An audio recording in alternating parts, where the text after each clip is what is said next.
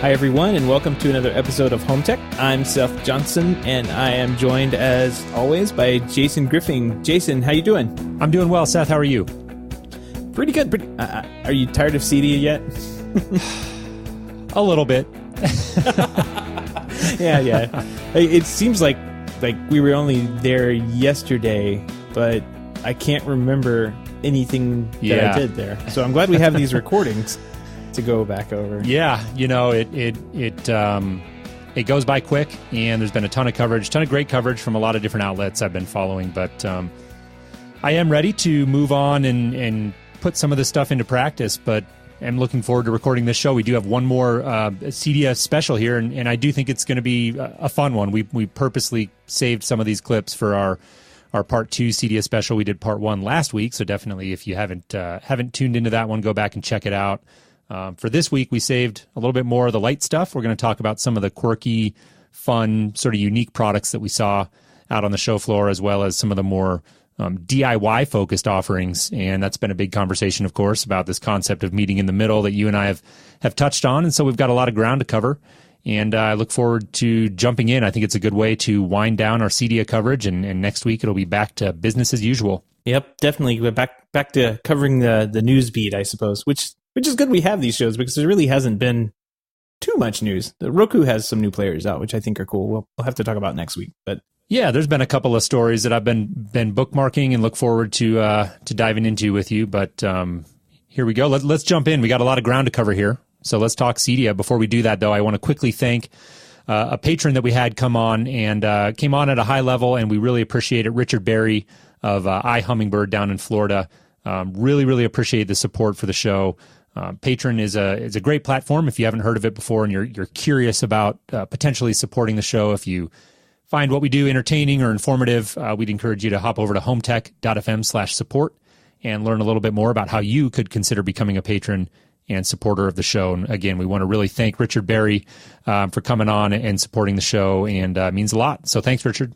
Yep, definitely. Thank you very much, Richard. We really do appreciate it. If you can't support the show monetarily, we also have a couple links there where you can, shoot us some feedback. Q&A, always good to send questions to us because we definitely will kind of research and do what we can to help answer the question for you. So with that, let's get started on CEDIA Part 2. Yeah, let's do it. Like I said, we're going to start with some of the more quirky or unique products that we saw out on the show floor. And just like we did last week, this episode, is going to consist mostly of sound bites that Seth and I took out on the show floor, and we were running around with our recorders and getting some interviews out there on the floor, and that was a lot of fun.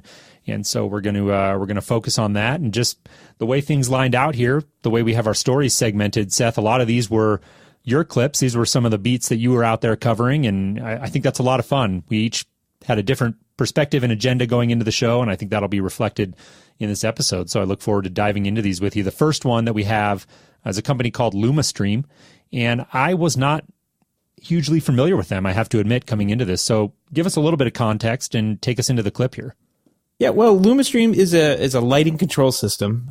They have drivers which are the lights themselves, or the power supplies for the lights, and the fixtures. So it's a full like soup to nuts system, but with a unique angle. It's all low voltage wiring, so you don't have to have an electrician. Like if you're an integrator, you don't have to have the full electrician's license to pull this around in some jurisdictions. Of course, probably good to check on that, to see what the laws are. Can't be too safe. Yep, definitely.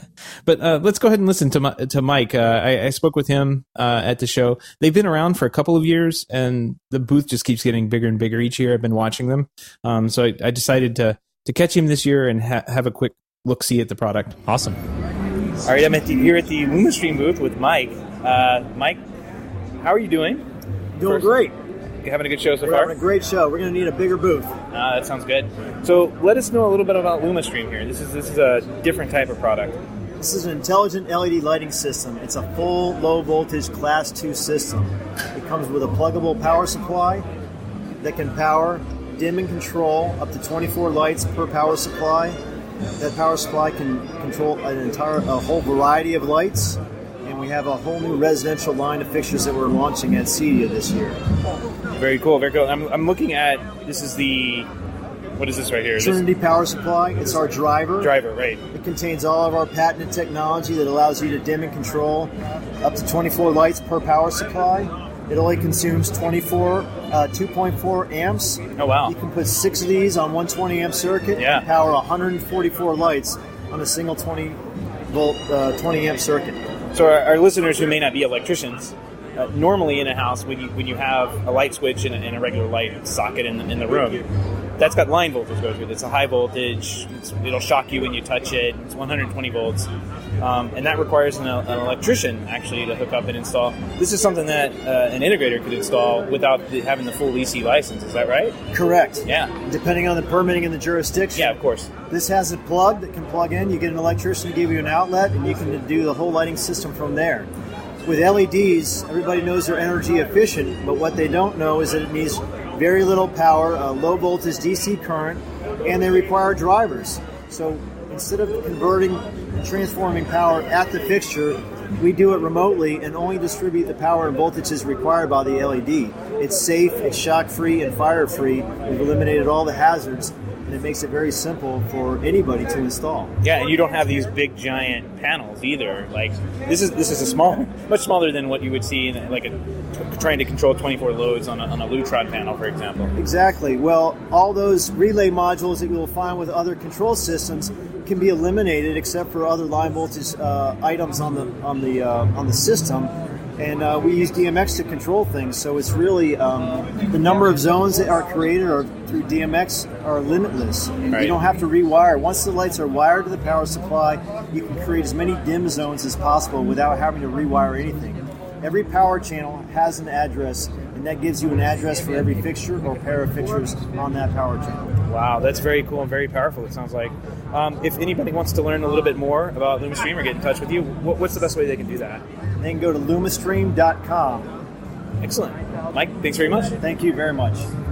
Well, that's pretty interesting. I think that intelligent lighting and low voltage LED lighting is something I've seen around the last couple of years at CEDIA. I've never taken the time to stop by and check it out. I think that's a pretty neat product. I'm glad you had a chance to go chat with them. Yeah, it's so different. Like I have an LED light in my garage that I put in. Like it has the LED lights in it as well, and it has the driver, like the board and equipment on the back. And like LEDs will last forever, but those little boards, they go bad pretty quickly. Right. And so you go in, you flip the light on, and it starts flickering, and eventually it just dies, and you have to get another one. But this is like the driver gets put in more what you and I are used to, like in high-end homes, like a panelized system. And all the wiring gets brought back to a centralized location. I think it could be pretty powerful for dealers looking to kind of expand the services and products they're able to offer, especially if they're not full electricians or they don't need to have that EC license. This is a really cool product for that, I think. Yeah, I'm looking at their website right now, and it looks like they've got quite a few fixtures to choose from, and that was a definite question of mine. I know that typically the homes that we are doing lighting control in are pretty high end. There's often a interior designer or even a specialized lighting designer in a lot of cases, and they can be very, very particular about the type of fixtures that they're going to use in the home. And so that was one of the first questions that jumped to my mind is, well, all this technology is great, but all the designer is going to care about is what the fixture looks like. And so it looks like they've got quite a few choices there, which definitely bodes well for them. And I think lighting control clearly is one of those mainstay categories that integrators are going to increasingly look to maintain differentiation between what you can go out and buy at Best Buy and do yourself now versus what it's going to take, the kind of technologies that will require a home technology professional. And so I think systems like this and intelligent lighting has a big role to play in the future of our industry, I believe. So yeah, good find, cool product. I'm glad you had a chance to stop by and get that soundbite. Yeah, it was a fun one. Like I said, I've been watching them for a number of years. Actually, when I was working the show a couple of years back, it was like one guy with a couple of like fixtures on a table, and now they've got this huge booth, and I think they're going to need to go a little bit bigger next year. Yeah, sounds like it. Well, that's great. Glad to hear it. And let's move on to the next one here. This is actually a product set that you and I talked about when we did our CEDIA on location special. as one of the quirky, sort of unique products that we saw out there that was solving a problem in a new or unique way. And this is a company called Axis Gear, AXIS. And it's this little device that you mount on the inside of a window well, and you can feed any window treatment that has a continuous loop. So you've seen those ball chains or pull strings that just go in a continuous loop on your shades. Well, you feed that right through there. It's got a little motor inside of it, a couple of different wireless technologies they have built into it that you can communicate with it, and voila, you've taken a traditional pull string shade and turned it into an automated one. So I thought that was a pretty unique angle to come at it from. Yeah, and we'll get into it. The pricing was $199 for the Bluetooth only, $249 for the Zigbee Z-Wave, which we'll need in our industry. But let's take a listen. I talked to Manu about the product, and let's take a listen. Here at the Axis booth with Manu. Tell us a little bit about this product. This is one of the coolest things I've seen at the show. Thanks a lot, Seth. So let me give you the quick overview, if you will, right? So the product is called Gear. It's a device that allows you for the very first time to motorize your existing window shades. It works by controlling the beta chain or cord loop that you find on most window shades. It's compatible with a variety of shades, including roller shades, vertical blinds, curtains and draperies, and much more. Installation is a cinch. All you have to do is you take the device and attach it to the beta chain or cord loop of your shade. And that's it. Really anyone can do it. The chain runs in the top of the device, goes around a gear or some kind of sprocket or something there, and comes back out. That's exactly right. So think of it as a motorized pulley. The chain goes in, attaches itself to a sprocket, or rather the gear is sprocket, and the sprocket turns, which causes the window shade to open and close. Once installed, you can control your shade from your smartphone. You can create schedules, or you can even control the device you can even control the shade from the device itself. And the device itself is very slim. It's in white and with brushed aluminum accent. So it's really designed to blend in with any environment while sticking out in just the right ways. I think one of the coolest thing on here is you have some little tactile control here. You can reach over if you're sitting next to the window itself, touch the device. It's got a little touch screen on it. And move the shade up to predetermined levels. Exactly, and the thinking behind that is very simple. Say you have guests over, Yeah, you don't want to give them the app, no one's going to download the app to open your window shades, if you will. Or better yet, you find yourself already next to a window shade. Does it make sense to take out your smartphone? Right. So this allows you to control your shades from the device itself with just a tap of your finger. And how does this get power? It looks like, is it battery powered? Yes, it's powered by battery and solar. Solar. Exactly. So that way, you never have to worry about recharging the device. It continually gets recharged, and it's really a worry-free mechanism. Yeah, definitely. There's one place that has light all the time. It's your windows, right? That's exactly right. Couldn't have put it better myself. All right. Yeah. This just looks like a great little device. It's kind of like one of the gentlemen that was just walking through said, "Oh, that's a better mousetrap," because it's such a simple idea, but it's executed so well, and you can just take any roller. You said different types of shades, but we're looking at a roller right here, just a manual roller with the chain on it. Runs in and out, and now you have a motorized shade. It's awesome. That's exactly it. You know what? That should be our tagline, perhaps. Yeah. Axis Gear, a better mousetrap. Better mousetrap. Yeah, exactly. Well, Manu, thanks very much for taking your time. Where can people find a little bit more about Sure. Axis? They can currently pre-order off our website. The website is www.axis, as in AXIS, .life. That's L-I-F-E. So it's www.axis.life. We're shipping in January. However, customers can currently pre-order our units at $145 a unit, which is a substantial discount to what we'll be retailing at, which will be $199 a unit. Excellent. Well, thanks very much. A better mousetrap. That's very true. I was standing there with you when George, who I work for here in Denver, made that comment, and I thought it was right on point. It is a clever device, definitely something that I would look to potentially in my own house. I know when I got home from the show, I was looking at a couple of my windows thinking, I wonder if that would work. And we've got some pretty old blinds here at the house that I think have just kind of had some wear and tear over the years, and you have to pull pretty hard on the string to get them moving up in particular. And so that kind of made me wonder, how strong is that little motor in there? And if you have that sort of condition in your house, is that going to be an issue? But I think that by and large, for most people who have, your typical window condition, like he said, that's a very common type of shade, and I think this is a pretty neat product. I know we joked about it a little bit at our on-location special, and I'm a big fan of the fact that they added that like tactile control there and gave you the ability to just walk up to the device, and if you want the window shade to kind of come to 50%, you can just push right in the middle of it. If you want it to go all the way up, you can push at the top, and I thought that was a pretty thoughtful addition to the feature set, and hope these guys do well. I think it's a clever product. Yeah, me too. They're shipping Q1. Obviously I would, recommend waiting until something does ship to buy it.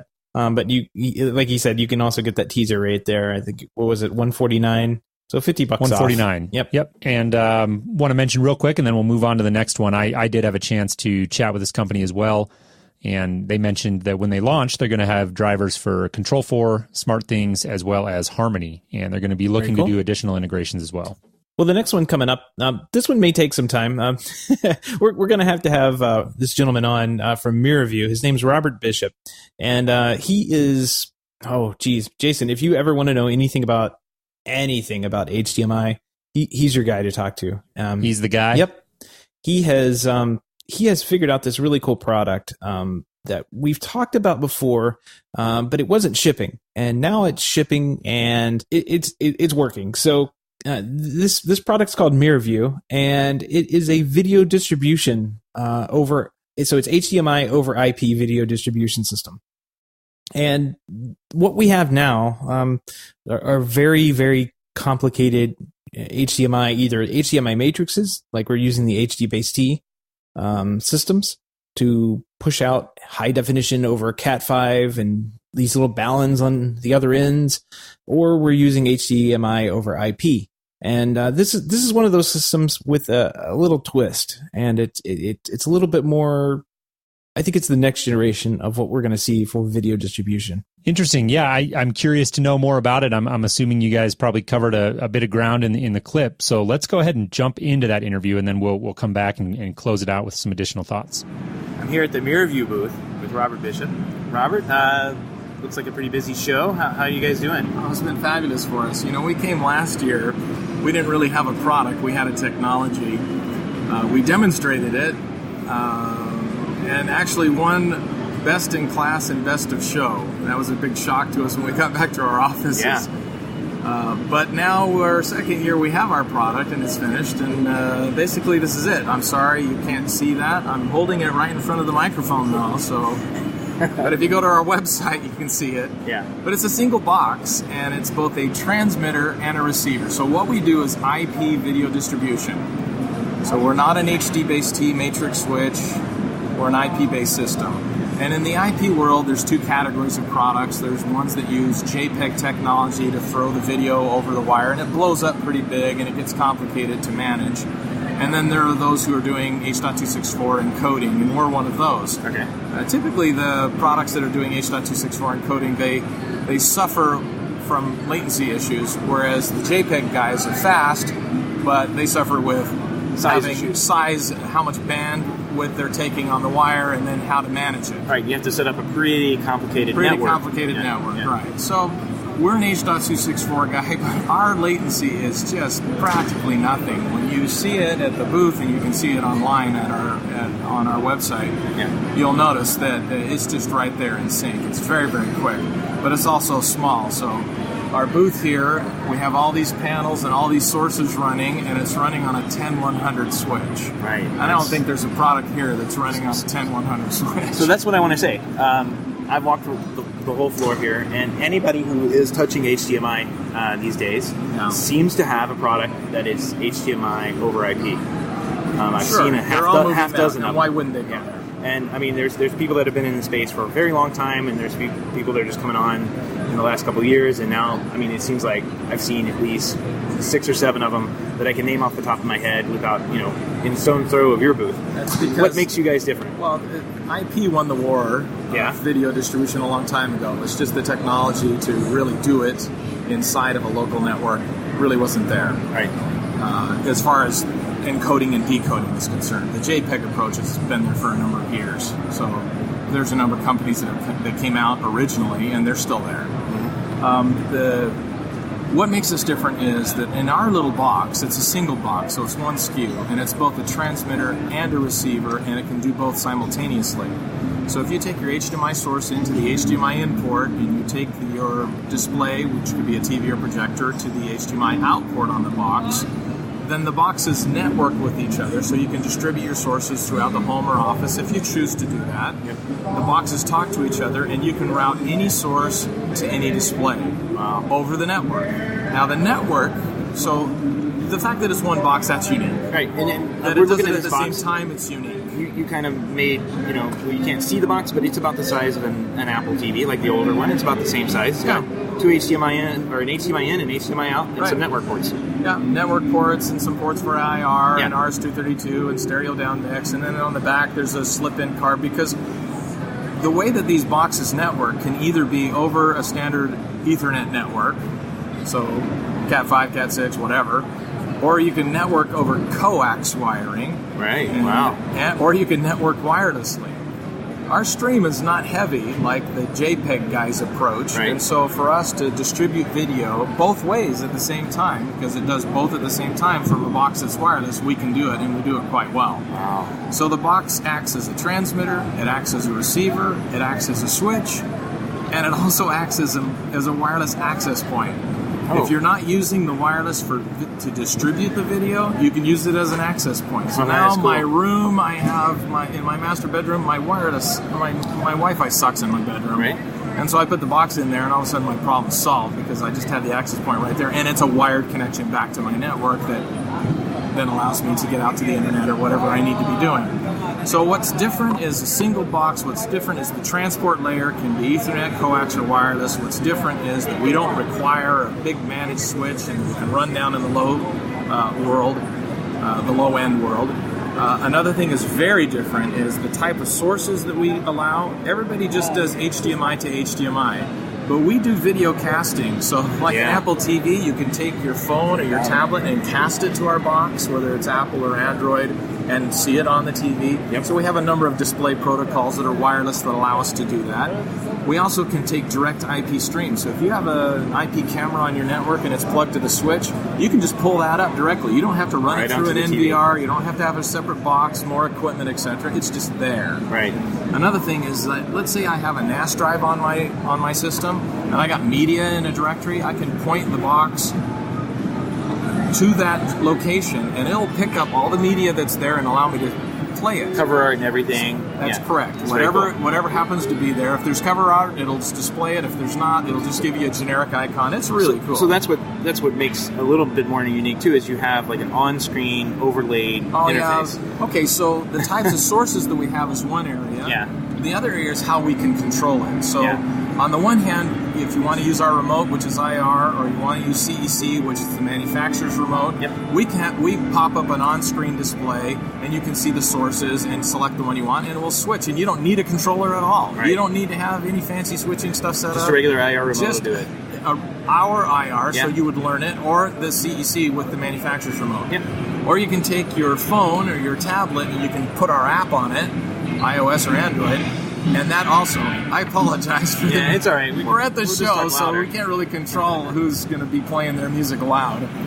But you can, through our little app, you can see the TVs that are on the network, you can see what's playing on each TV, you can see your sources that are on the network, you can assign sources to TVs so that you say, I want to watch this source on these 3 TVs, boom, boom, boom, You don't and it need goes. a big giant control system to back it up. No, It just you don't works need. right out You're of the not box. using our on-screen display at that point. And also, we have some nice features that like messaging. If you're watching a stream, let's say I'm in my bedroom, I'm watching a DirecTV. Yeah. And my son tunes in the family room to the DirecTV. It tells me, it gives me a message. It says, you're now sharing with the family room. And then to him, it gives, you're now sharing with the master bedroom. And the reason for that is so that I know. You know when somebody's watching the same TV, same source. So that I don't he's not Change the changing channel. my thing. Yeah. And if it's not age appropriate for my boy, I can run over there and say, hey, look, buddy. What are you doing here? This is a PG-13 and it's a little bit too much for you right now. So we're going to put you on the Apple TV and you can watch, an episode of whatever. Let's talk about pricing here. I think that's a unique angle too, because you get out of the box, like we were talking about, you get both an encoder and a decoder in one Transmitter box. receiver, correct. So how does that work? The list price on the box is $5.99. Wow. And so, actually, that's cheaper than anybody that I know of. I don't think anybody is $5.99 for their transmitter or receiver. Right. So if we're less expensive in that sense, even if you're using the box as a single-purpose box where you rack up your sources and you're just using it as a transmitter, or you're just using it as a receiver on the back of the TV, we're still less expensive. Right. But if you distribute your sources, then we're less than half. Right, because you could conceivably put a cable box or an Apple TV behind one TV, and then do the cable box or a Blu-ray player to another TV. That's correct. And they're available at both sides. That's correct. Yeah. That's Very exactly cool. what we built. Well, Just this final thing here, the control. All I've talked about is that we can control ourselves without a controller. But if you want to have a controller control us, that's great too. Very because cool. we have drivers for Control 4 and popular control automation systems. They'll send us the code to switch. We switch.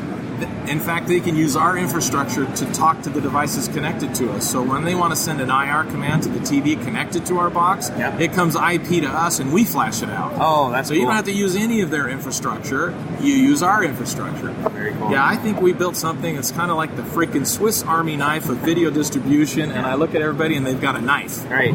This has got every tool in the box for you. So if somebody wants to learn more, where do they go? Oh, they go to miraview.com. That's MIRAV as in Victor UE.com, and we have a nice little demo there that will show them their specs and so forth. Plenty of information. Very cool. Well, Robert, thanks so much for coming on the show. And thanks for dropping by. No problem. Thank you. Hey, anytime you want to talk about something controversial, I'm your guy. I got no filter. Sounds good. See ya. So yeah, long recording, but I thought it was kind of worth it because we got a lot of info from him, and it's a completely disruptive technology, as for the video distribution market, I think. Yeah, geez, everything but the kitchen sink in that little box. That's that's crazy. Yeah.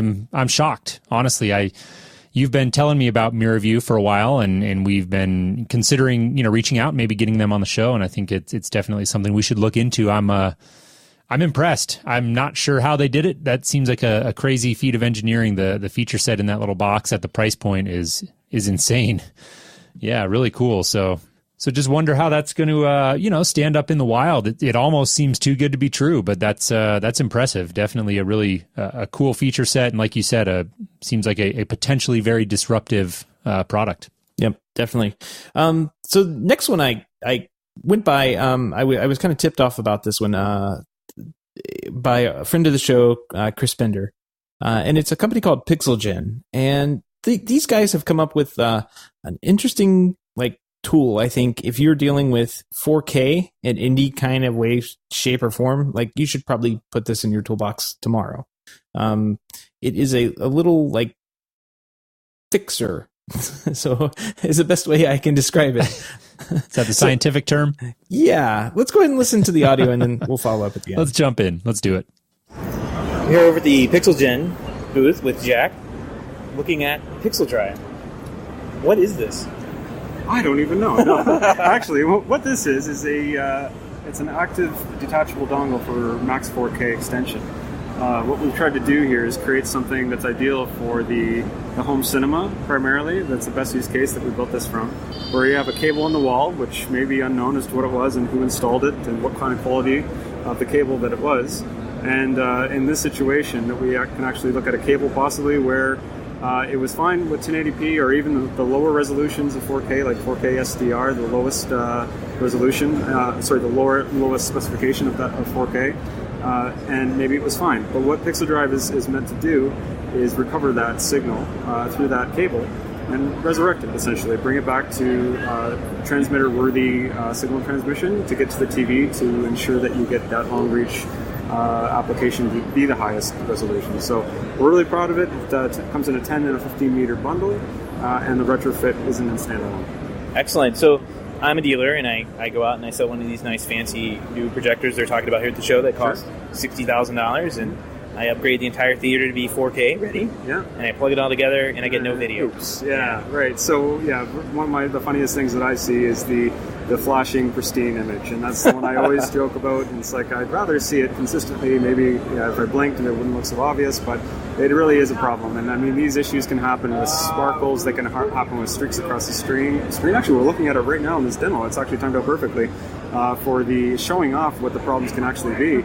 So we can actually tell that, there is an order to the madness of when things start failing. But of course, we add in our technology and all that goes away. So we want it to really look like a 1 meter cable. It may be oversimplifying, but we really do want this long reach connection to look exactly like a 1 meter cable, both in what it is, what it's used for, and how you would actually install it. You just plug it in, it works, and you're happy. Fixes all the problems. This is really cool. It's a very small box. It's got, it looks like it's barely enough to fit the HDMI cables in. But also what I like about it is that the power cable on there is USB, so you can just plug it right into the display. Yeah, we found that would be a really convenient piece for probably the installer, something that we could look at just to take a convenient piece right off the projector or the flat panel display and see something that could just power directly off the panel itself and make everything just power the circuitry that's needed to recover these high bandwidth signals. Excellent. And so I'm a dealer, and I definitely want to have every one of these in my toolbox. Yes. Like every one of my techs, I have one of these just in case we run into a high-end theater or high-end install where I need 4K to actually be on the TV screen for the client. Right. What do these things run? So we're looking at the retrofitted solution, which comes in its own little unique, almost iPhone-style little box that you open up, you see Pixel Drive, you get your USB cable, and a small HDMI cable that comes from the output of the device to the panel. TV. Yep. Yeah, we're looking at $249 MSRP. And then when you go up to the bundle, where the THX certified bundle, we're looking at a 10 meter, $279 MSRP. And then when you jump up to the 15 meter solution, you get it up to $299. So really we're trying to take all the practical lengths that you'd need there and also give the guy that only needs 10 the 10 and the guy that needs the 15 the 15 right. And an appropriate jump to what they need to do.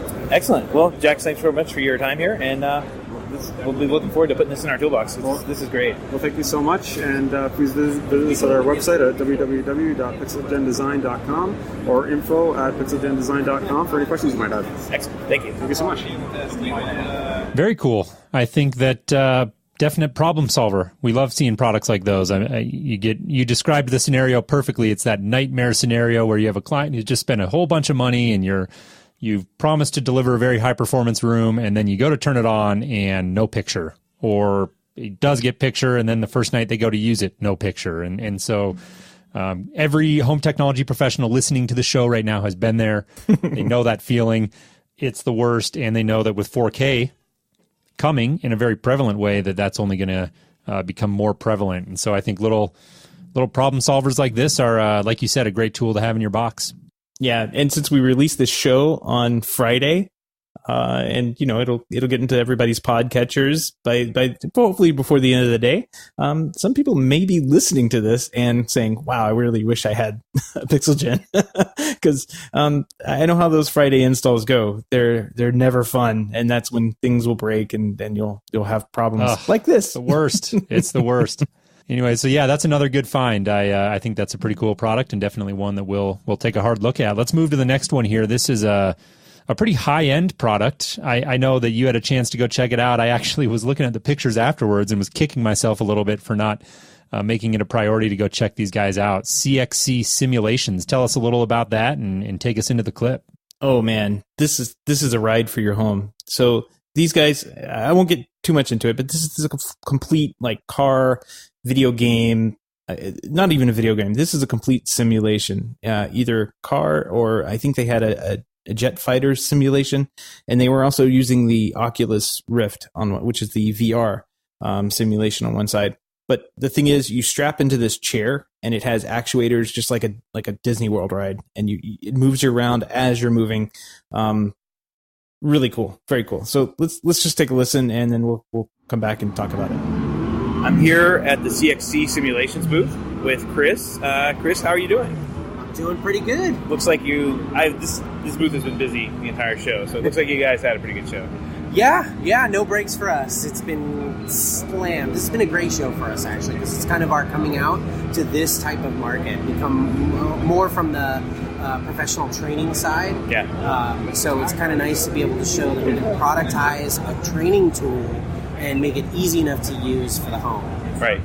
So let's start talking about the product a little bit, because this is probably the craziest products I've seen here. Mm-hmm. You're doing full driver simulations, flight simulations, with the chair that is on actuators that moves and tilts and bumps when you're driving down the road. Yep. This is amazing looking stuff. Yeah, so for us, it's all about full immersion. The more Yeah. you feel like you're in the car or in the airplane, the better it was as a training tool. And also, the more fun it is for just playing around. And for us, that immersion comes down to really high-end audio, really high-end visual systems from like triple screens up to 75 inches or 88 inches now to VR systems, but also the haptic feedback part of it, the physical feedback. And that's more than just motion systems. That's vibratory control. Everything you touch and feel on that sim actually gives you physical feedback. We make our own motion systems. We make our own force feedback engine.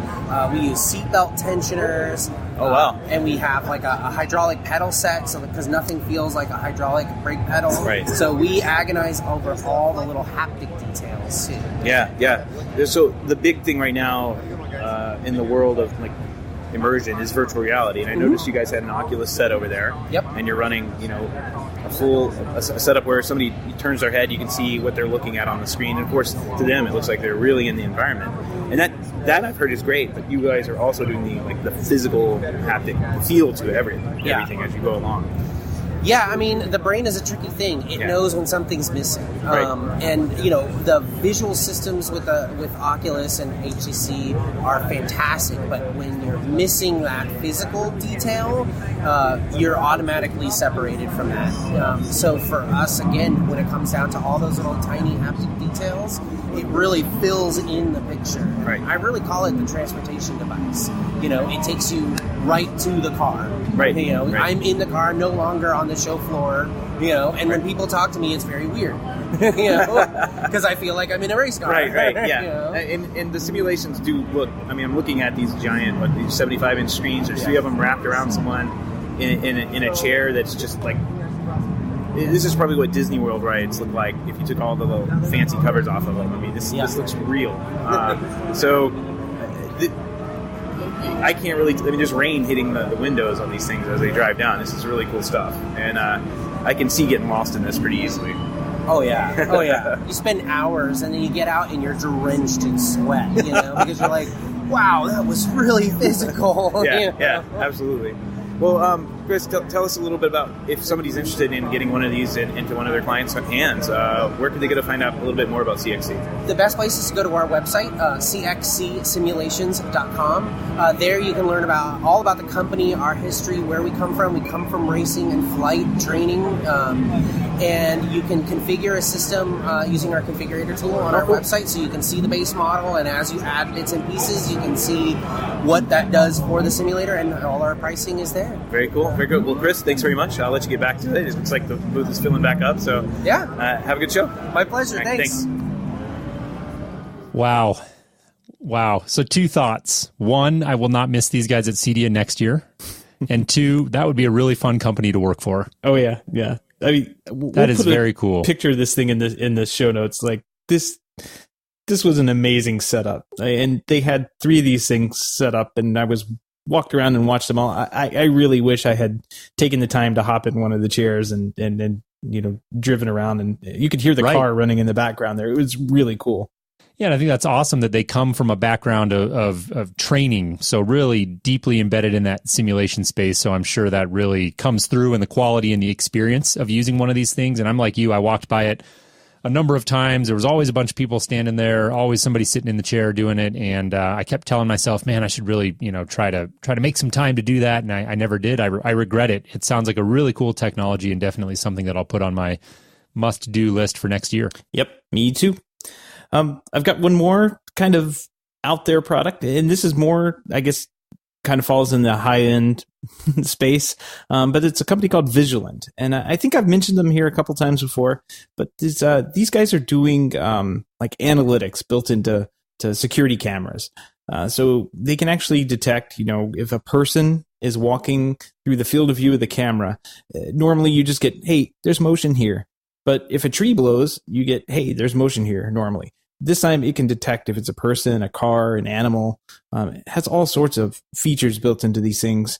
But I've been keeping my eye on for a while, and they had a really cool booth this year with a really cool interesting new technologies that they were showing off for cameras, and I just wanted to talk to him. So let's dive into this one.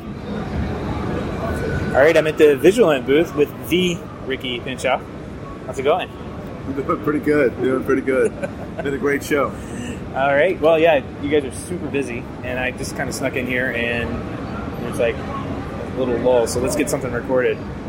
Vigilant, people don't know, is a camera system, cameras with built-in analytics, and that's what I know about them. Right. So what else can you say to it? Well, in today's world, we need the cameras to do a little bit more than what they normally do, which is record activity. Unfortunately, most of the time it's recording, we play back the activity, and yes, we see them breaking in the car, and yes, we see them breaking down the front door. There's not much we can do about it. We have them on video. So our cameras all include analytic as a base functionality, and analytics allow us to utilize the camera's intelligence to generate an event notification. And that event notification could be in the form of an email with a picture attached. So now when someone is in your front door area, let's say after midnight, we can send an event notification to the homeowner's email address with a picture, and now immediately they know that someone's in a location that they want to know about. Right. So now the security system, at least on the video side, can be more proactively involved in the surveillance side. We can do notifications instantly to the homeowner to let them know someone's in a location that they want to know about. Right. In addition to that, our cameras, most of the models have this new Starlight technology, and Starlight is a new chipset that Sony invented that allows us to utilize the camera at nighttime in a very, very low light condition. It keeps the camera in the color mode for extended period of time, and sometimes that extended period of time is all night long. Now, our eyes perceive black and white as a flat wall type scenario, and we don't make depth adjustments for that in black and white. So if we can make our surveillance cameras stay color all night long, we're going to have a much better experience with our cameras at nighttime. So we have new Starlight technology, and then the next generation of Starlight technology called Super Starlight that really does take all available light in nighttime and utilizes it to amplify the light and keep the camera in the color mode. This is pretty cutting edge technology. We're one of the first to the market with it. Most camera manufacturers will be rolling it out in the next 8 to 10 months. We have it now in 7 models. When the newer version of Super Starlight comes out in January, we'll probably have it in 4 or 5 models. So we're really excited about the Starlight technology as well as the analytic capabilities in our camera. Yeah, I mean, if you put the two together, you're seeing things in the middle. Well, your camera, you can't see them, but the camera can see them. Things in the middle of the night, like the difference between a person and a car, and be able to trigger alarm events and let you know what's going on. It's actually real surveillance rather than these blobs of white that you get from the other guys, right? Right. I tend to classify our cameras as proactive surveillance, and that's what we need today. I mean, everybody's getting cameras, but the problem in our industry is everybody's racing to the bottom to try to go with the lowest cost camera. What we try to do is give you a good cost camera, but also give you more features that help you sell the cameras to the consumers. These are features that the consumers can actually use, make it a better surveillance system for, a better bang for your buck, better value for your dollar investment. So cameras are all software upgradable via the internet, so that if there are new features that come out, we can simply log into the cameras and upgrade their firmware, and now you have additional features. So again, obsolete cameras need to go away, and you need to use the Vigilant intelligent cameras. Yeah, it's too bad we're a podcast because you have this demo of the Starlight up here, the Super Starlight. This is amazing. This is really seeing in the dark, real colors. Yeah, we created a pretty cool little demo box. It's basically just a little black cabinet that we got set down on the floor. We have 3 basically identical cameras are mounted on one side of the box, and they each have a different chipset in them. One is a regular IR camera. The second is our regular Starlight camera that we're selling now. And then the third one is the new Super Starlight chip that's coming out. And by opening and closing the door a little bit at a time, we can put in various amounts of light into the cabinet. And we can actually show what actually can happen with that chip. And you can actually see the Super Starlight take that amount of light and amplify it. And you can see the color image very clearly. Yeah, it's really impressive. So, well, Ricky, thanks for your time. I appreciate you taking time out of the busy schedule here on the show floor and talking to us. So I'll let you go. But where can people find out a little bit more about Vigilant, and where can they get it? Where are you guys available? North America, and I know European markets too. We right? are available overseas, mainly in the UK, but we are opening new branches of distribution overseas. But in the US or anywhere, basically, you can go to vigilant.net. On our website, there is a dealer information form that you can fill out to find out more about where to go to buy our products or to become a dealer for us. Excellent. Well, Ricky, thanks very much. Alrighty.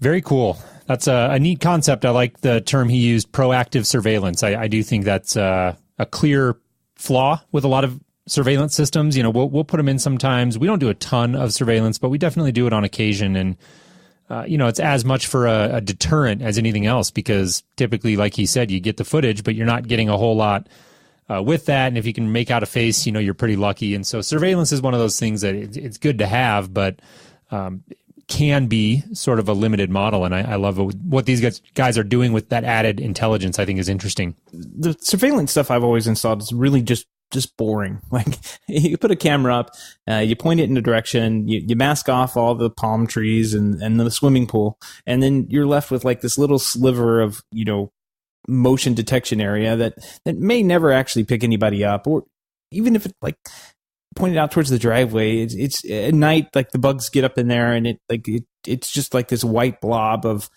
a view, and you can't see very much. So I really like what they're doing. These guys really like to push the envelope. Like he said, that they're like 6 to 8 months before anybody else is going to hit the market with this what they call Starlight technology.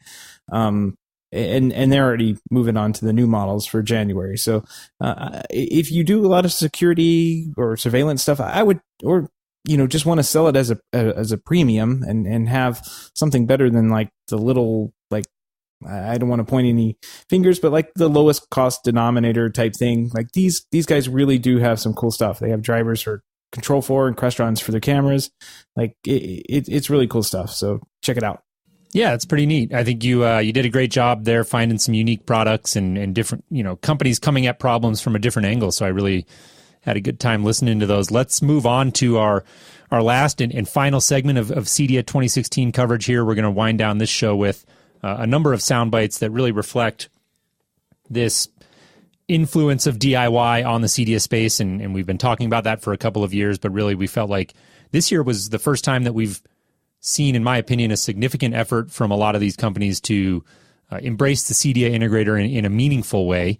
And we tried to find some companies that were examples of that. So DIY products that are really prevalent on the CEDIA show floor, but are doing things to embrace the home technology professional and figure out how we can work together. So we found a number of clips that we feel like reflect that. And let's just jump right in and get started. The first one is a friend of the show we had on, gosh, it's been a while now, Neo.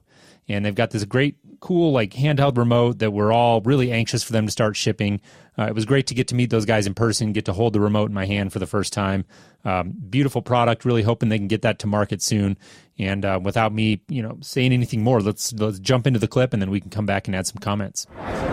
All right, I'm here with Raphael from Neo. Raphael, how's it going? Very good. Very busy show. Thank you. Awesome. You guys getting good feedback from the dealer channel? It's amazing. It's amazing to see if once people have it in their hand, how they react to it, and what questions they ask. It's fantastic. Yeah, it's a beautiful remote. This is the first time I've actually had a chance to hold it in my hand, and it's got a really nice feel. I noticed it's got a black model. Is that new? I've always seen silver in the images. No, that's only a special edition for our Kickstarter backers. Gotcha. Okay, very cool. Can you give us any updates on when you expect to ship?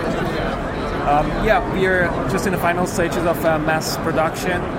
We care a lot about quality. We want to get things right, and we'll announce it as soon as we really have the devices in front of us. We will announce it, and I very much look forward to that day. Awesome. One more question I want to ask you about. I know you've got a dealer program, and I'm really excited to see that. So tell us a little bit about that. Yeah, we just launched that yesterday, and we keep it very simple. So it's dealers directly buying from us, and depending on how much business we do together, the margin is interesting. And the other part that we care a lot about, we really want to see that experience in the custom installation industry as well. That's why we created an API that allows people to integrate with large control systems. They can even go back to existing jobs where they have done maybe some old, heavy control systems, and they will be able to put Neo there just as a front end. Awesome. So API and a dealer program, we love that. So really happy to see you here at the show. Wish you the best of luck, and we'll definitely be keeping an eye on the product. Thank you very much. All right, thank you. So I saw the black one and the silver one. Which one do you want? I liked the black one. I really did. I was did kind too. of bummed. It looked awesome. Yeah, it had a nice look to it. I was bummed to hear that was only a Kickstarter thing, but who knows? Maybe if they have a successful run, and I think they will, maybe they'll come out with some different color models. But it really is a gorgeous remote. They did a great job on the design. I love the fact that Raphael comes from an integration background. People may not know that about him, but he used to do the home technology professional thing as a trade. So he knows what the channel's about. He understands the importance of quality and reliability. And I think, it's taken them a long time to get the product shipping, and we've talked about that on the show before. But I will commend them. They do a great job of keeping their backers updated on their blog, and really the consistent theme that you'll see if you follow that blog and follow what they're doing is a commitment to quality and a commitment to getting this thing right the first time around. And so I think they're doing the right things, and I wish them the best of luck moving forward. Yeah, me too, definitely. I'm so excited for this one to ship. I really do want to get my hands on it.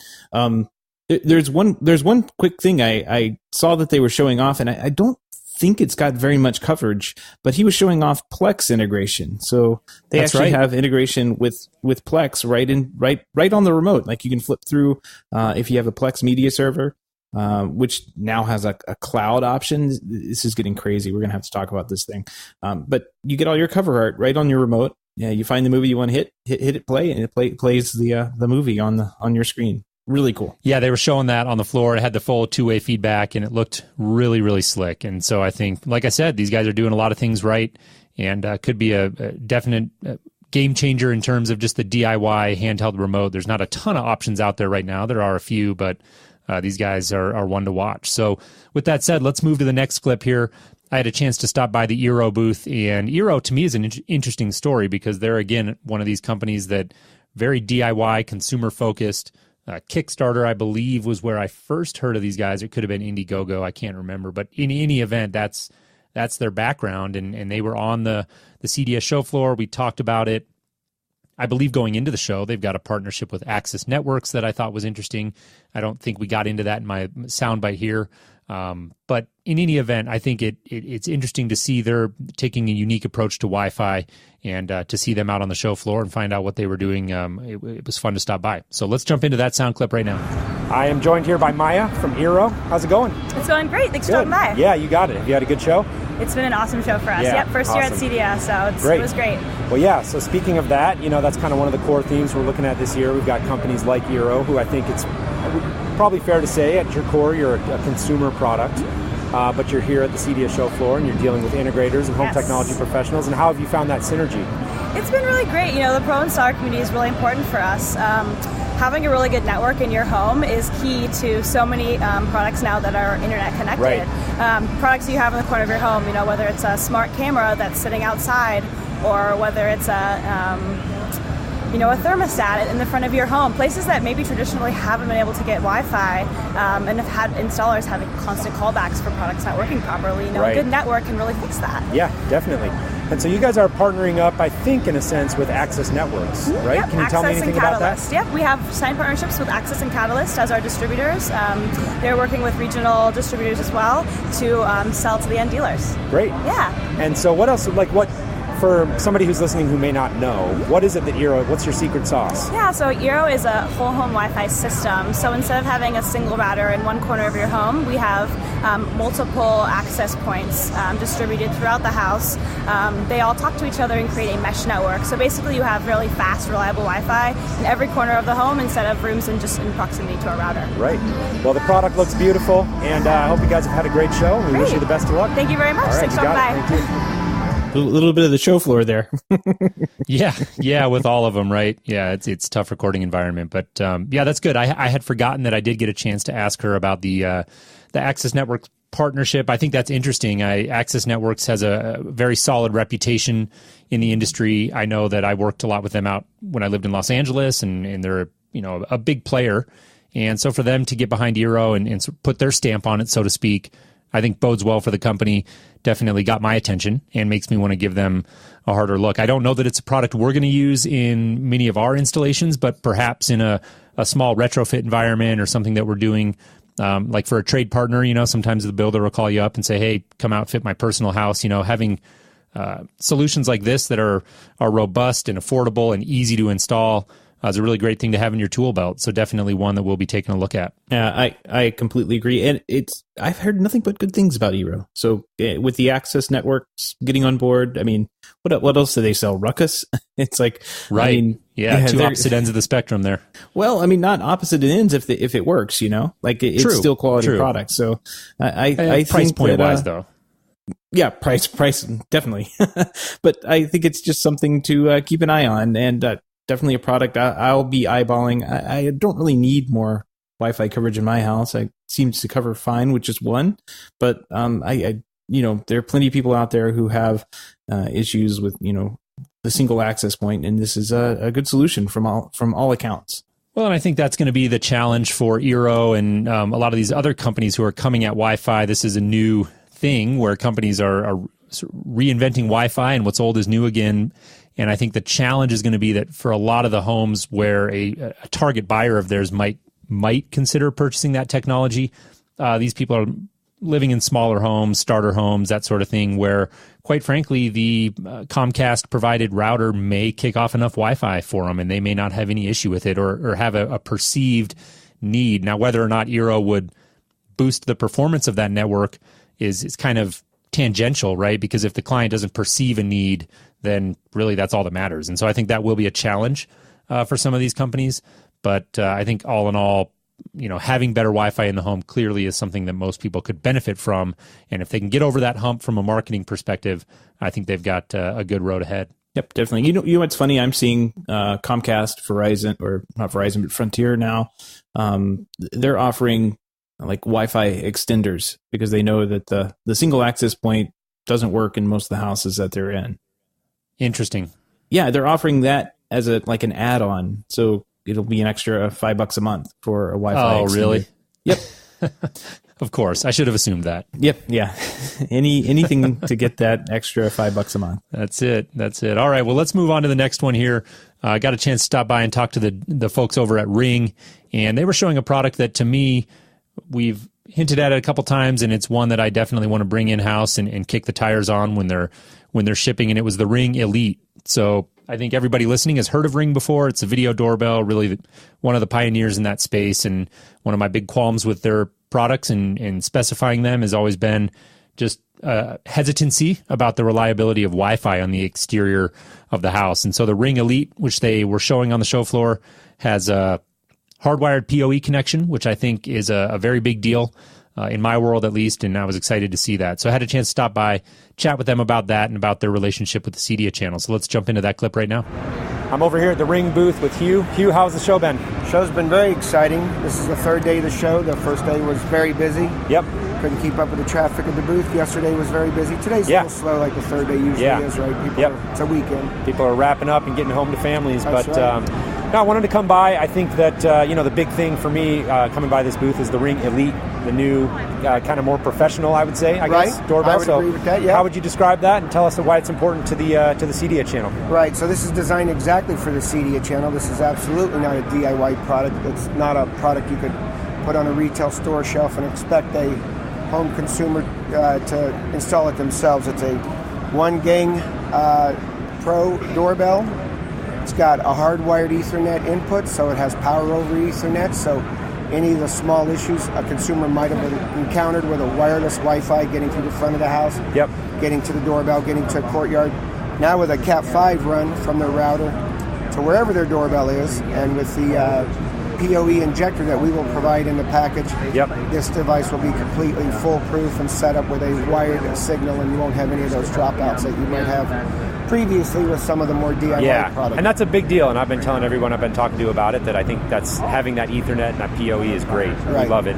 It's a nice looking unit. It's flush mount, like you said, goes in a single gang box, so I think it has a really nice, clean, professional look, and I feel like it's a product that integrators are going to get excited about.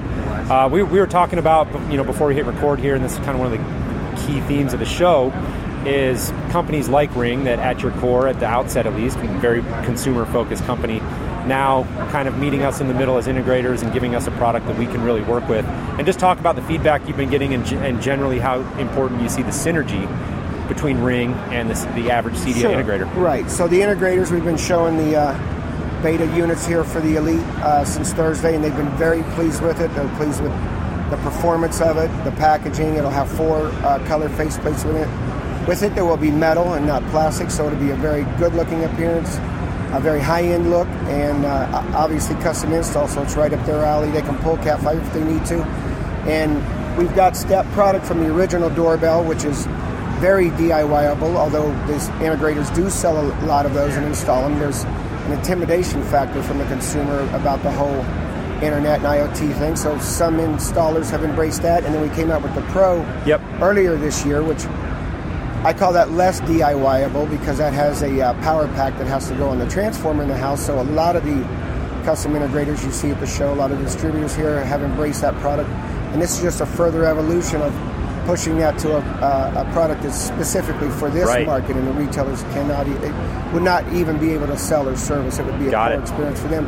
And it's at a higher price point and higher margin for the custom installers, which they're always looking for. Are you guys settled on a price point? Do you have a retail? Yes, we are settled on a price point. It will be $4.99 retail. Okay. And like I said, with more margin for the custom installer. Great. We love that. Yep. And is it shipping? They need that. It will ship January of next year, so very soon. Awesome. Again, I have the final beta in my hand, and there will be a few tweaks.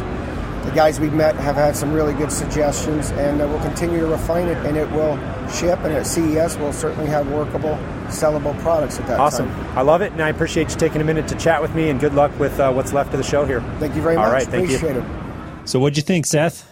I love this thing. It really looks good. They let me hold it. They had it installed, but they had a couple that they were walking around with, and it feels like a premium product. It doesn't feel. I have the Pro version at my house, and this feels better than that Pro version, even though I think they're roughly the same. Yeah. I think that it's been interesting to watch Ring evolve as a company. You know, they started as Doorbot and really, like I said, a pioneer in the space, one of the first movers there, and just sort of looking at the products now from left to right as they've evolved, you can see the refinement, I would say, in the product. And this, to me, was a very clean-looking device, and one that I really, really hope works as advertised, because having the video doorbell is a request that we get very often from our clients. And unfortunately, right now, we just don't feel like we have a good option to provide, because at the low end, you've had Wi-Fi devices that we just simply haven't been comfortable offering a warranty on in terms of the performance.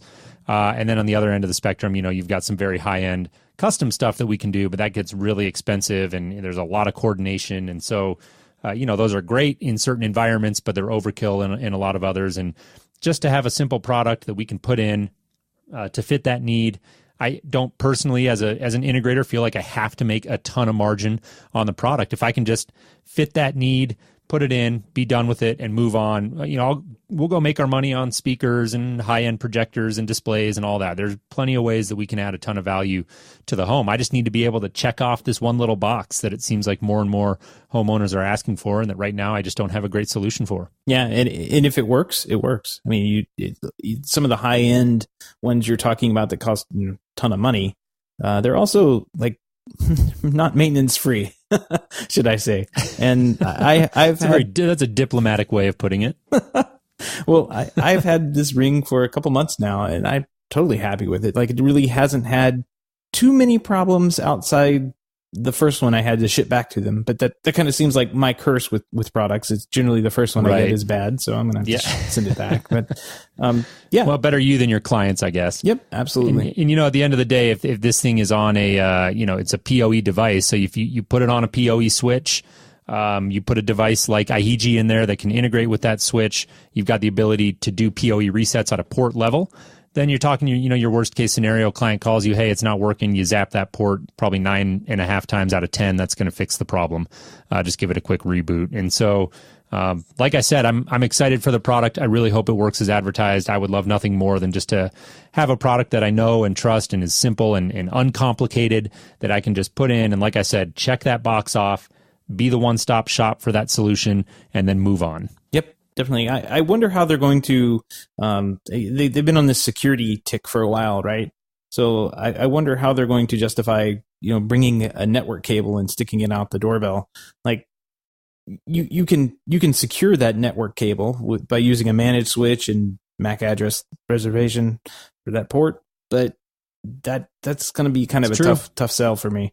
I'd much rather them have a two wire version and still stick with the secure as it is, the secure wireless.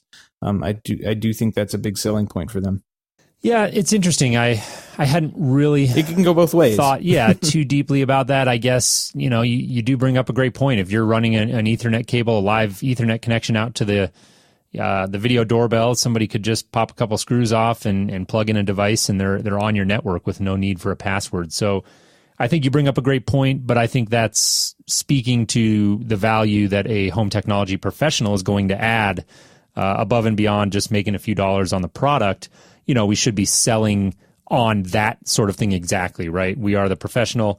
We're going to put a nice managed switch behind that, put in the necessary precautions on a network level in order to prevent something like that from happening. With all that said, I think it would take a fairly sophisticated thief, and we've joked about that before with, smart locks and can they be hacked and all that. And at the end of the day, it's like, if somebody wants to get in your house, they're more than likely just going to, smash a window. But giving them, and you'll see them coming up to the door. I mean, that's the thing. Like it's plugged in. You'll see who's coming up. Like you have a camera that's plugged in that's recording. You'll see who's messing with it before they're able to remove it from the wall. Right, so there's that. Right. So I guess just ultimately, if somebody's that intent on getting into your network and doing malicious things, then they're probably going to be able to find a way that's easier than standing out in front of your house with a laptop and trying to be inconspicuous. But you make a great point, and I think that it's something home technology professionals in particular should be thinking about. Yeah, we got to be thinking about it, especially with the super high end ones we're using that are PoE. Same issue. So very true. Let's move on to 7 Hugs. Friend of the show, Simon Chajekian. I think you nailed it. Did I? I think you nailed it. Let's run with it. Yeah, so he was at the show this year showing off both the 7 Hugs remote and their Hug One, which is their sleep monitoring device for the family. And I have a daughter on the way, and I really have like this thing about tracking sleep right now. This product looks like right up my alley, so I'm super excited about it. Let's just dive in and take a listen. I'm here at the 7 Hugs booth with friend of the show, Simon Tajekian. Simon, how's it going? Having a good show?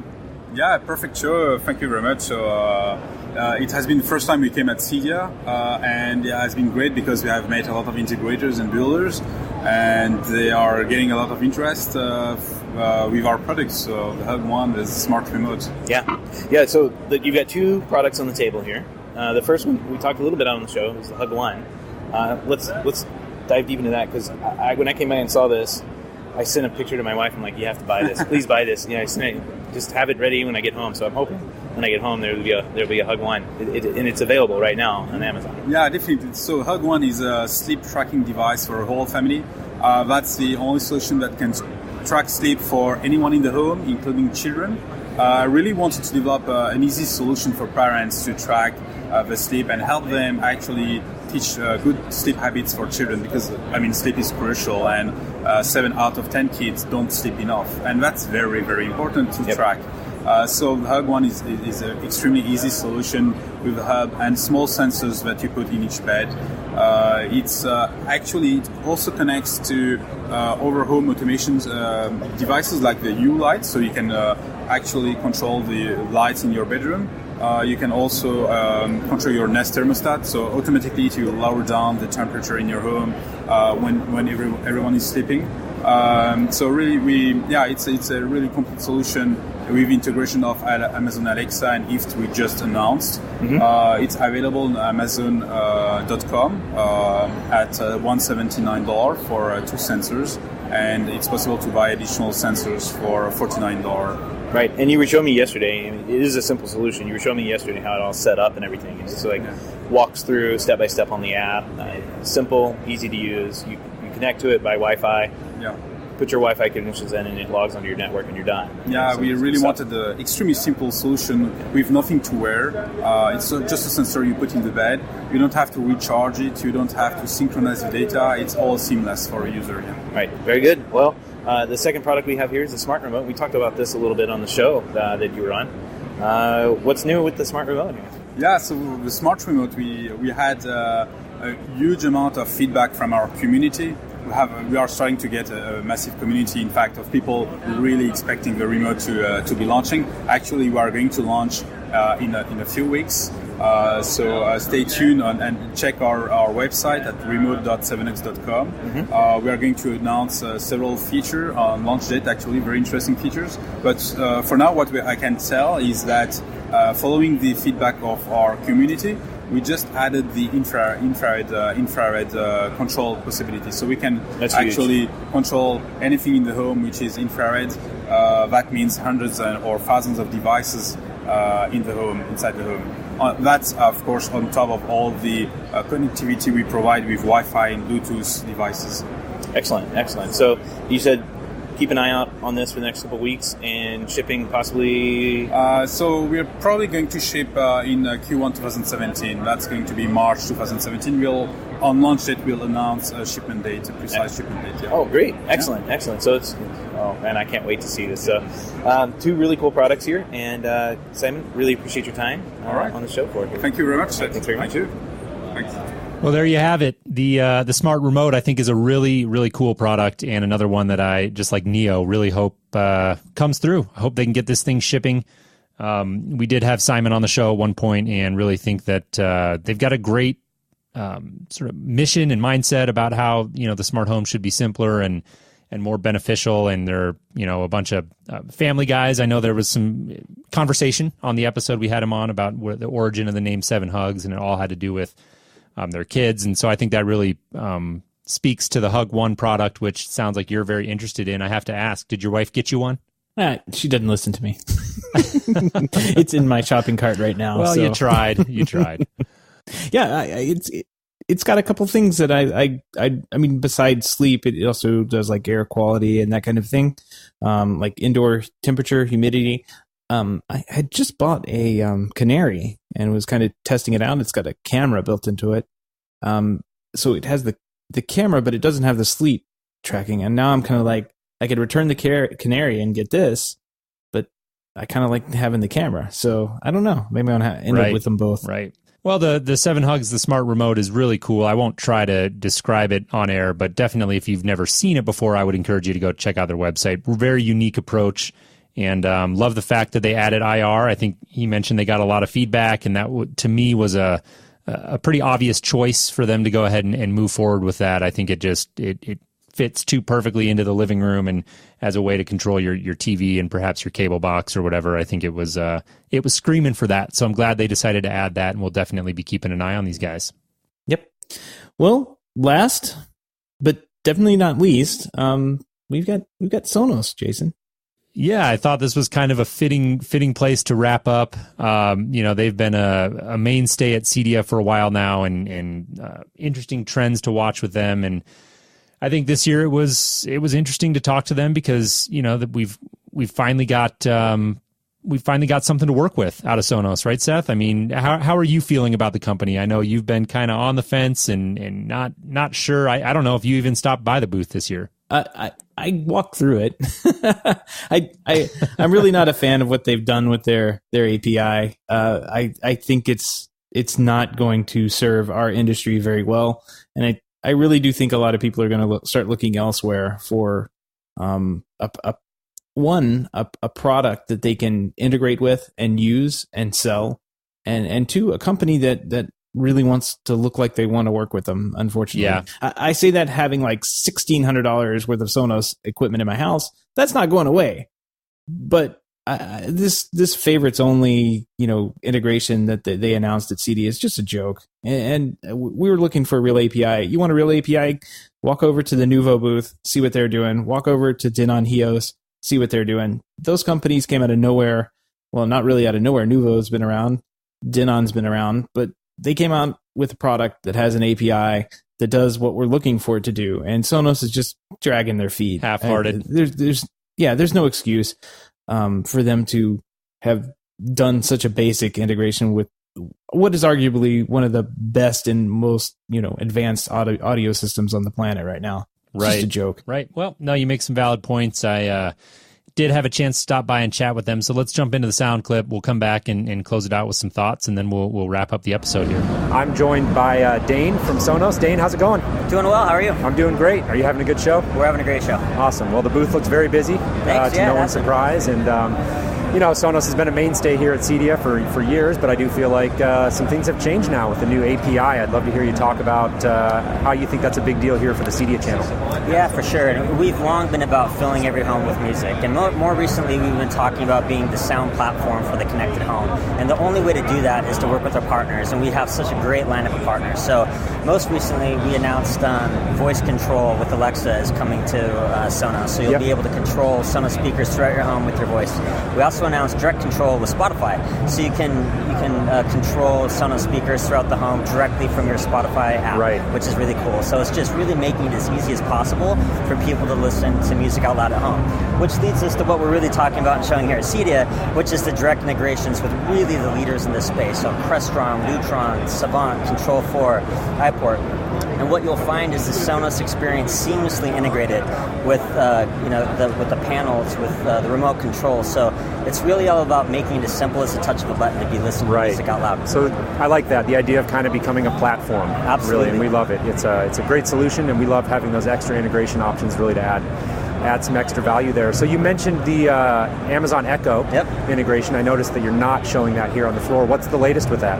Yeah, no, so just a couple weeks ago, we announced a long-term strategic collaboration with Amazon. I'm really excited to be bringing that to a private beta this year, and then we'll be launching publicly in 2017 for the broader group of customers and owners to access that. What's really great about that, though, is that while this is just a first milestone, we're able to bring this to people without having to buy new hardware. So if you have an Echo, an Echo Dot, any Alexa-enabled device, you'll be able to set it up and control your Sonos speakers out loud with just the software. Awesome. We love it. Well, the booth looks great, and I hope you have a great rest of your show. Yeah, appreciate it. Thank you. Cool. Well, I'm glad I got my rant out of the way early, because the other stuff is actually genuinely cool. Like I really am excited about the Amazon integration coming next year. Yeah. I think that's cool. I don't think Sonos is going to be the only one, right? I mean, there's going to be plenty of other companies. Of course not. I think that as far as the API goes, I think you make some valid points. It's very limited right now, but at least it's something, in my opinion. And I think that the thing that you're either excited about or resigned to, either way, the fact of the matter is Sonos is a hugely successful brand and something that clients are asking for by name. And a lot of clients already have existing Sonos products. And so trying to get them outside of that ecosystem for maybe some extra integration capability may, in some situations, be a value add for them and something they'll be receptive to. But in a lot of other situations, you might have a prospective client that's just married to Sonos as a brand. They've used it before and they love it. And in those situations, it's really nice to at least be able to have something that we can work with now. And we can only hope that Sonos will continue to develop that API and give us some more advanced integrations in the future. Yep, absolutely. One quick news I saw go by today was that Sonos was going to be in the Apple Store. So if you're at the mall, I saw that. Yeah, this is big news for them, and certainly another outlet just to pick up some more Sonos equipment if you need it. I wonder if they're going to have the subwoofers there. I kind of need to go pick one up. There you go. Check it out. Let us know. But clearly a big win for Sonos there, and clearly a company that's going to be around for the long haul. And so was glad I got a chance to stop by and chat with them. Thought that would be a fitting sound clip to end our CEDIA coverage on here. Seth, I had a great time out there, seeing you in Dallas again. We don't get together in person very often, so it was fun to get together and have some help dividing the show floor and conquering this year, and really enjoyed putting this episode together. Yeah, it was a lot of fun, and you can tell I like to talk to people, so that's why my interviews went a little bit longer than yours. I need to work on that for next year, so sorry about that. But no, it's all good. Yeah, but I had a lot of fun, so looking forward to doing this next year. I'm glad CEDIA is wrapped up. and looking forward to seeing what starts coming out towards the end of the year. CES will be kind of the next big thing to take a look at and see what comes out. Oh, and Mike Wolf is having the Smart Kitchen Summit come up, I believe, in October. I have to look at that, but that'll be really cool to see what comes out of that show too. Yeah, that's a good reminder. We haven't mentioned in a while that the Home Tech Podcast is a proud member of the Technology.fm family of podcasts, and that is a curated collection of technology podcasts that Mike Wolf put together. And so if you're a fan of our show and you've never checked out that website, head over to Technology.fm. Surely you're going to find a couple of other shows over there that you'd be into, including Home On with Richard Gunther, which is another great smart home show that you can check out. So just want to thank everybody for tuning in. Like I said, had a great time putting this episode together. One last reminder that if you enjoy the Home Tech Podcast, you're a fan of the show, a couple things you can do to help out. Tell a friend, the old-fashioned way of spreading that word, and help support our efforts, help us pay the bills, and keep the show moving. You can head over to HomeTech.fm/support, where you can learn about becoming a patron of the show, which is something you can do for as little as $1 a month. Absolutely. And anything you can do really does help us keep moving the show along and forward, kind of pays a couple of the bills. And if you can't do that, you can shoot us some feedback or also go on iTunes and drop a rating there. That really does help other people find this show. Good, bad, doesn't matter. See, I'm not sure how it works, but that's how people find the show, is on the iTunes magic. store. Yep, magic, exactly. All right, Seth. Well, enjoyed covering CEDIA with you this year, and I look forward. I'm sure CEDIA 2017 will be here before you know it. So I look forward to seeing you out in San Diego next year to do this all over again. Yep, this sounds fun to me. All right. Well, I look forward to chatting with you next week. Have a good one, and we'll talk then. All right, talk to you later.